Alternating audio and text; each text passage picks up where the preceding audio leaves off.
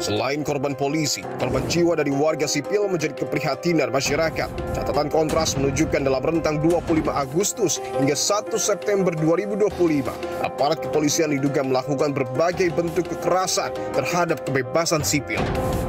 Sedikitnya terjadi 6 kasus penembakan, 11 kasus penyiksaan, dan 17 kasus penganiayaan.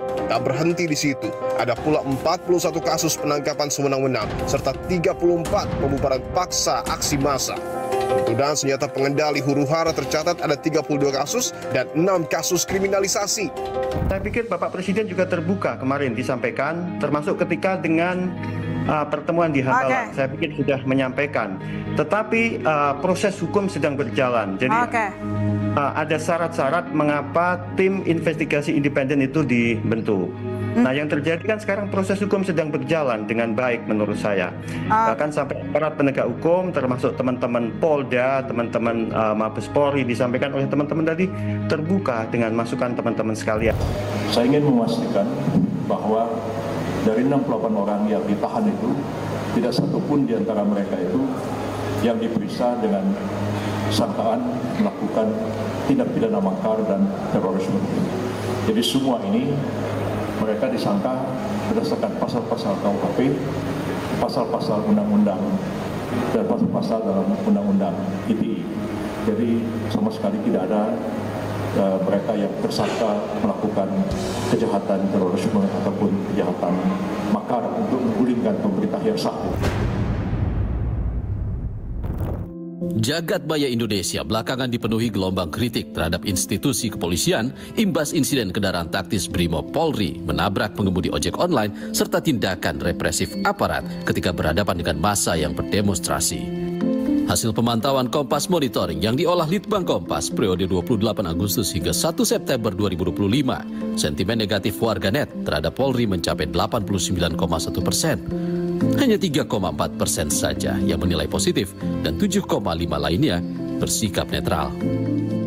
Pada 28 Agustus 2025, sehari setelah insiden rantis Brimob menabrak Afan Kurniawan, sentimen negatif mencapai 87,3%. Keesokan harinya, 29 Agustus, angkanya naik menjadi 90,3%. Didorong komentar warganet yang menilai permintaan maaf Kapolri tak cukup sebagai tanggung jawab. 30 Agustus, sentimen negatif masih tinggi di 86,3%. Hari berikutnya, 31 Agustus, sentimen negatif naik lagi hingga 89% dibarengi tuntutan warganet agar penabrak Afan dipecat dan diadili. 1 September, sentimen negatif sedikit meredah, namun masih besar di angka 84,5%. Saudara, buntut dari aksi kekerasan di sejumlah daerah mengakibatkan 10 nyawa melayang. Komnas HAM menduga kuat ini ada tindak kekerasan dan kesewenangan yang dilakukan oleh aparat kepolisian. Dan saya akan langsung perbincangkan ini dengan Ketua Komnas HAM Anis Hidayah. Ikuti saya, saudara. Ibu, kita melihat belakangan aksi unjuk rasa yang dilakukan berbagai elemen masyarakat sangat banyak ya Bu ya, masif di berbagai daerah begitu. Kan kemarin sempat ada angka kalau misalnya 10 nyawa telah melayang, kemudian ada yang luka-luka juga, masih ada yang hilang Bu. Kalau catatan dari Komnas HAM sendiri tentang data terkini seperti apa Bu?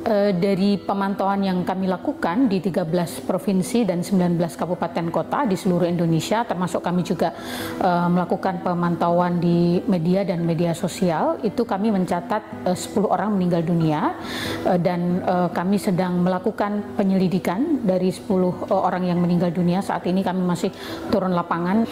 Kemudian kami mendokumentasikan ada sekitar 643 peserta aksi yang mengalami luka-luka di berbagai daerah. Di Jakarta itu ada sekitar 159 orang gitu ya. Kemudian di Bandung 429, kemudian di Jogja 28, Makassar 7 dan Surakarta 20. Ini yang kami melakukan pemantauan turun di lapangan. Tentu ada perkembangan, ada yang sudah pulang, ada yang dirawat inap, ada yang rawat jalan gitu. Kemudian selain itu juga Komnas HAM mencatat ada sekitar 2.279 orang yang ditangkap, sebagian juga sudah ditetapkan sebagai tersangka, tetapi di antara data ini juga sebagian besar sudah dibebaskan.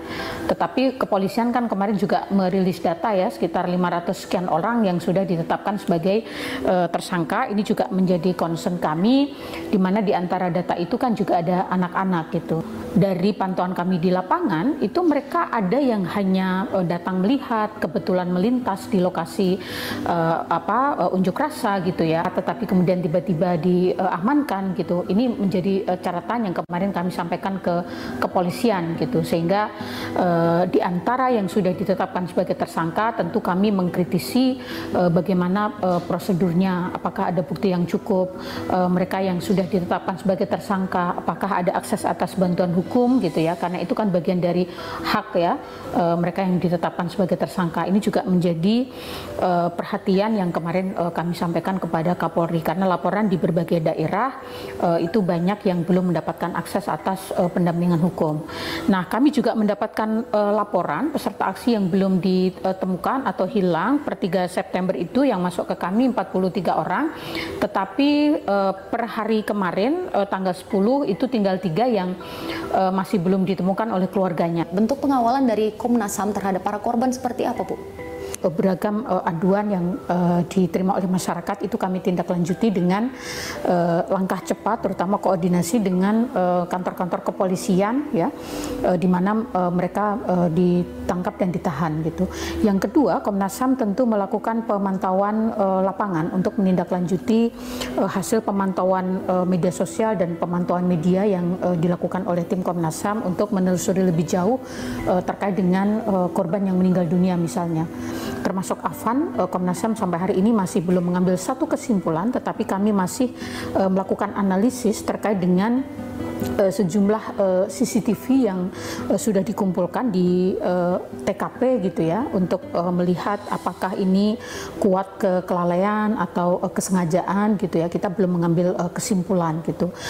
Dan terkait beberapa jumlah korban yang lain, apakah karena diduga penyiksaan kekerasan aparat atau karena kebakaran kantor DPRD atau kantor kepolisian, ini juga masih kami kumpulkan informasinya.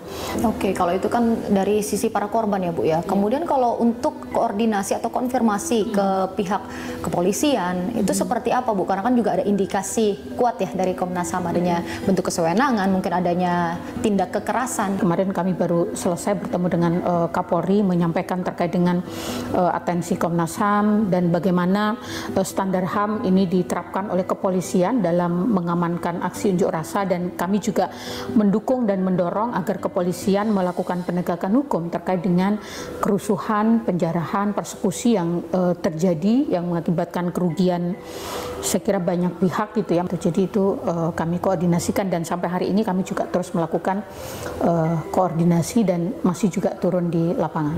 Oke.